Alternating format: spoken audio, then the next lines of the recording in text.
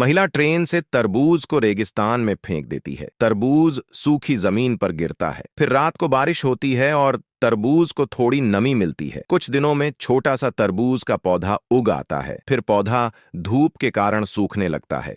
तभी एक शेरनी आती है और थोड़ा थोड़ा पानी डाल देती है।